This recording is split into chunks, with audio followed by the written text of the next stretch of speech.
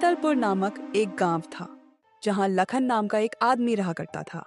लखन बहुत ही मेहनती व्यक्ति था। उसे जो भी काम मिलता वो उसे बड़ी लगन के साथ करता और जो पैसे मिलते उसे अपनी पत्नी राधा को ला कर देता। आज लखन ने मंडी में आलू का भाव पता किया तो पता चला कि आलू महंगे बिक रहे हैं। इसीलिए लखन मंडी से आलू बेचने के लिए ले आया और वो बाजार में आलू रखकर बेचने लगा। लखन के ही गांव के दो आदमी रवि और रामू वही काम करते थे जो लखन करता था। रवि ने जैसे ही लखन को आलू बेचते हुए देखा तो वो रामू से बोला, अरे रामू, देख रहे हो, लखन आलू बेचने के लिए लाया है। इसका मतलब है कि सब्जियों में सबसे अच्छे दाम आलू के ही चल रहे हैं। देख रहे हो ना कि कितने सुंदर सुंदर आलू बेच रहा है वो। हाँ रवि, देख तो रहा हूँ, फिर देर किस बात की, चलो हम भी मंडी से आलू लाकर बेचते हैं। फिर रवि और रामू भी मंडी से आलू लाते हैं और लखन की दुकान के सामने ही बैठकर आलू बेचने लगते हैं। वो लोग लखन के आलू से 2 रुपए कम में आलू बेच रहे थे। ग्राहकों की भीड़ उनके यहाँ ही लग जाती है। लखन इस बात से बहुत परेशान था, परंतु वो कर भी क्या सकता था। शाम को लखन अपने आलू बेचकर घर पहुंचा, जहां उसकी पत्नी राधा उसका इंतजार कर रही थी। उसे देखते ही राधा बोली, आ गए आप? हाँ राधा, और मुझे बहुत भूख भी लगी है। अरे खाना वाना छोड़ो, पहले ये बताओ कि आज पैसे कितने कमाए हैं तुमने? क्या बताऊं राधा, तुम्हें तो पता है कि रामू और रवि हमेशा वही काम करते हैं जो मैं करता हूँ। आज भी उन्होंने मेरी दुकान के सामने दुकान लगा ली और फिर मैं ज्यादा आलू बेच ही नहीं पाया। ये लो 100 रुपए ही मिले हैं आज आलू बेचकर। तुम्हारा तो रोज का ही बहाना है यार। सभी लोग अच्छा खासा पैसा कमाते हैं, पता नहीं तुमसे ही क्यों नहीं बनता। इतने से पैसों में भला मैं कैसे घर चलाऊंगी? देखते नहीं हो गांव की बाकी औरतों को, अरे वो कितनी सुंदर सुंदर कपड़े और गहने पहनती हैं, और एक मैं हूँ कि कई सालों से कोई नई साड़ी खरीदी ही नहीं है। न जाने कब मेरी किस्मत चमकेगी और मुझे भी यह सब कुछ मिलेगा। मैं तुम्हारा मूड ठीक करने के लिए ऐसा करता हूँ कि दाल चावल बना देता हूँ, वो भी तड़के वाली दाल। लखन किचन में जाता है और तड़के वाली दाल और चावल बनाकर ले आता है। दोनों मिलकर खाना खाते हैं। खाना बहुत ही स्वादिष्ट बना था, इसीलिए राधा का मूड भी ठीक हो जाता है। अगले दिन लखन फिर से बाजार जाता है और सोचता है, आज तो मैं आलू नहीं बेचूंगा क्योंकि रवि और रामू भी आलू बेच रहे हैं। ऐसा करता हूँ कि भुट्टों का सीजन है, भुट्टे भूंज कर बेचता हूँ, इससे काफी अच्छा फायदा होगा मुझे। फिर लखन मंडी से कुछ भुट्टे खरीद लाता है और गांव में भुट्टे भूंजकर बेचने लगता है। रवि और रामू ने लखन को भुट्टे बेचते हुए देखा तो रवि कहने लगा, देख रहे हो रामू, लखन भुट्टे बेच रहा है। इसका मतलब है कि भुट्टों में बहुत फायदा है। चलो हम भी मंडी जाकर भुट्टे ले आते हैं और उन्हें भूंज कर लखन से भी कम दाम में बेचेंगे, तो उसकी दुकान के सारे ग्राहक हमारी दुकान पर आ जाएंगे, तुम देखना। इसके बाद रवि और रामू भी सब्जी बाजार से भुट्टे खरीद कर ले आए और हरिराम की दुकान के सामने ही बैठकर भुट्टे बेचने लगे और उन्होंने अपने भुट्टे की कीमत लखन के भुट्टों से कम रखी। अरे भैया, चलो चलो, हम सब रवि और रामू की दुकान पर चलते हैं। वो लखन से सस्ते भुट्टे बेच रहे हैं। हाँ हाँ भाई, तुम सही कह रहे हो। चलो चलो, हम सब रवि और रामू की दुकान पर चलते हैं। इसी तरह सारे के सारे ग्राहक अब रमन और बर्मन की दुकान पर आ गए। लखन इन सब बातों से बहुत परेशान था। जैसे तैसे वो अपने भुट्टे बेचकर घर पहुंचा और पैसे राधा के हाथ में दी। कम पैसे देखकर राधा गुस्सा होकर बोली, आज तुम फिर से इतने कम पैसे लेकर आए हो? मैं तो परेशान हो गई हूँ। कल चाचा चाची घर आने वाले हैं। इतने कम पैसों में घर चलाऊं या मेहमानों को खाना खिलाऊं? मुझे तो कुछ समझ नहीं आता। अरे राधा, इतना गुस्सा क्यों करती हो? लाओ, आज मैं तुम्हारे लिए कोई अच्छी सी सब्जी बना देता हूँ जिसे खाकर तुम्हारा मूड ठीक हो जाए। बस बस, तुम तो रहने ही दो। कोई जरूरत नहीं है मेरा मूड ठीक करने की। कल चाचा चाची आ जाए तो उनके लिए सब्जी बनाना। अगले दिन लखन के मामा मामी उससे मिलने आते हैं। लखन उन्हें देखकर बहुत खुश होता है। मामा जी लखन से कहते हैं, लखन बेटा, बहुत दिनों से तुम्हारी मामी तुमसे मिलने का कह रही थी। बड़ी ही मुश्किल से यह समय निकाल कर आया हूँ मैं। अच्छा किया मामा जी, जो आप मुझसे मिलने चले आए। आप लोग हाथ मुंह धो लीजिए। मैं आपके लिए गर्मा गर्म तड़के वाली दाल और चावल अपने हाथों से बनाता हूँ। मुझे याद है कि मामी जी को मेरे हाथों के बने दाल चावल बहुत पसंद थे। हाँ लखन, तुम सही कहते हो। तुम्हारे हाथों की दाल चावल का स्वाद मैं आज भी नहीं भूली हूँ। और तुम्हारे जैसी तड़के वाली दाल तो कोई बना ही नहीं पाता। लखन अपनी तारीफ अपनी मामी के मुंह से सुनकर बहुत खुश होता है। वो किचन में जाता है और जल्दी से तड़के वाली दाल और चावल बनाकर ले आता है। फिर सभी लोग खाना खाते हैं। खाना खाकर मामा जी कहते हैं, वाह लखन बेटा, तुमने बहुत ही स्वादिष्ट खाना बनाया था। खाना खाकर तो मजा ही आ गया। बेटा मैं तुमसे एक बात कहना चाहता हूँ। हाँ मामा जी बताइए। जब तुम खाना बना रहे थे तो राधा बता रही थी कि रवि और रामू तुमसे बहुत ही कंपटीशन करते हैं। जो जो तुम काम करते हो वह भी वही काम करने लग जाते हैं और इस तरह तुम्हारा कोई भी काम अच्छा नहीं चल पाता। हाँ मामा जी, राधा कहती है मैं तो बहुत ही परेशान हूं। समझ नहीं आता कि ऐसा कौन सा काम करूं जिससे कि वह मुझे परेशान न कर पाए। अरे तो इसमें इतना सोचने वाली क्या बात है? तुम्हें अपने हुनर का इस्तेमाल करना चाहिए, जिससे कि वो लोग तो क्या कोई भी तुम्हारी नकल नहीं कर पाएगा। मैं समझा नहीं मामी जी, आप क्या कहना चाहते हैं?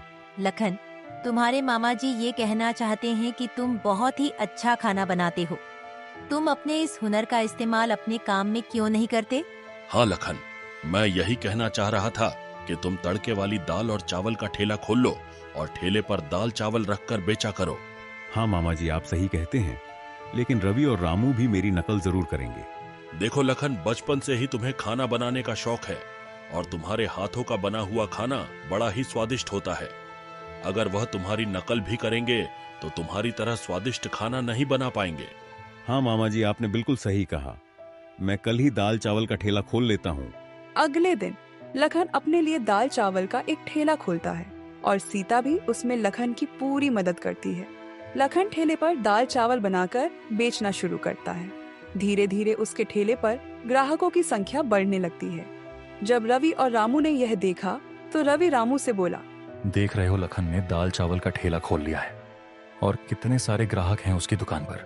हाँ भाई रवि, मैं भी देख ही रहा हूँ। तो चलो देर किस बात की, हम भी दाल चावल का ठेला खोल लेते हैं, फिर सारे ग्राहक हमारी दुकान पर आएंगे। और फिर अगले दिन रवि और रामू ने भी दाल चावल का ठेला खोल लिया। उन्होंने अपनी दाल चावल की कीमत लखन के दाल चावल से कम रखी। यह देखकर सारे ग्राहक रवि और रामू के ठेले पर आने लगे।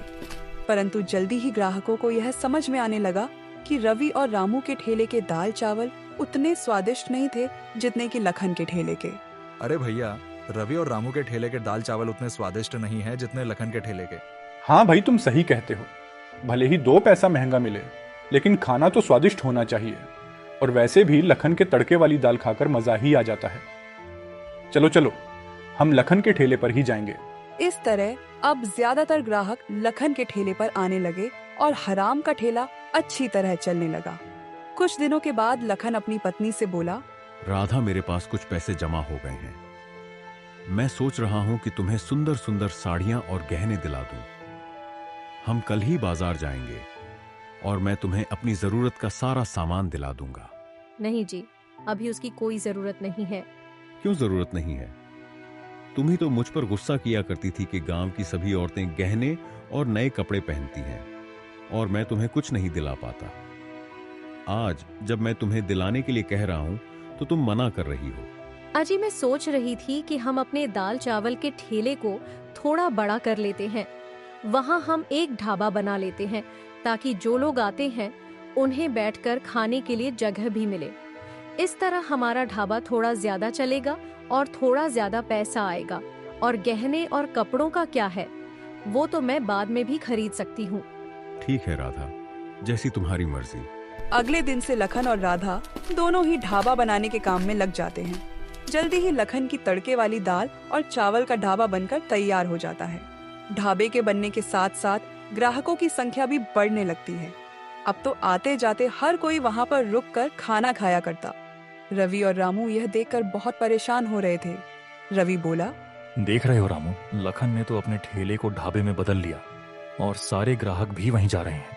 हाँ रवि, मैं भी तो सोच रहा हूँ कि हम भी अपने बचे हुए सारे पैसे लगाकर एक ढाबा ही खोल लेते हैं और हम अपने ढाबे पर खाने की कीमत हरिराम के ढाबे से भी कम रखेंगे। इससे सारे ग्राहक हमारे पास आ जाएंगे। और फिर रवि और रामू ने ऐसा ही किया। उन लोगों ने अपने सारे बचाए हुए पैसे लगाकर एक ढाबा बना लिया और उसके बाद अपने ढाबे के दाल चावल की कीमत लखन के ढाबे से कम रखी, परंतु तब भी उनके ढाबे पर खाना खाने कोई नहीं आता था, क्योंकि उनके ढाबे का खाना स्वादिष्ट जो नहीं था और वो लोग बहुत परेशान थे। रवि रामू से बोला, अरे रवि, हमारे ढाबे पर तो कोई नहीं आ रहा, सभी लखन के ढाबे पर ही जा रहे हैं। हाँ रामू, हमने तो अपने बचे हुए सारे पैसे इस ढाबे में लगा दिए और इस ढाबे से 1 रुपए की भी कमाई नहीं हो रही है। अगर ऐसा ही चलता रहा तो हमें ये ढाबा बंद करना पड़ेगा। जहाँ एक तरफ रवि और रामू के ढाबे पर कोई नहीं आ रहा था, वहीं दूसरी तरफ लखन के ढाबे पर ग्राहकों की बहुत भीड़ लगी रहती थी।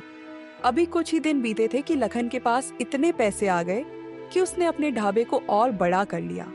अब तो लखन की पत्नी बहुत सारे जेवर और बहुत सुंदर सुंदर साड़ियाँ पहना करती थी, और पैसा आने के साथ साथ लखन ने अपने ढाबे पर लाइटिंग की व्यवस्था भी करवाई और तरह तरह के सुंदर बर्तन भी खरीद ली।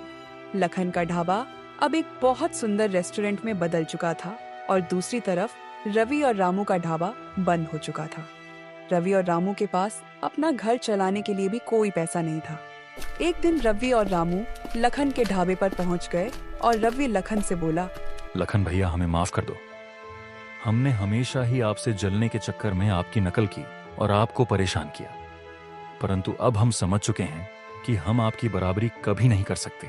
लखन भैया, आपका ढाबा तो इतना बड़ा हो गया है कि इसमें बहुत सारे नौकरों की जरूरत है। हमें भी नौकरी पर रख लो ताकि हमारे घर का भी खर्चा चल सके। लखन भैया, हमें माफ कर दो। हम दोनों आपसे माफी मांगने आए हैं और हमें माफ करके अपने ढाबे पर नौकरी दे दो। वैसे तुम लोगों ने मुझे परेशान तो बहुत किया है, परंतु अगर मैं भी तुम्हारे साथ वही करूंगा तो तुम में और मुझ में क्या फर्क रह जाएगा। ठीक है, मैंने तुम दोनों को माफ किया। आज से खाना परोसने और ग्राहकों को देखने का काम तुम दोनों संभालना। इस तरह लखन ने रवि और रामू को माफ करके अपने ढाबे पर नौकरी दे दी और अपने ढाबे को बड़ी ही शान से चलाने लगा।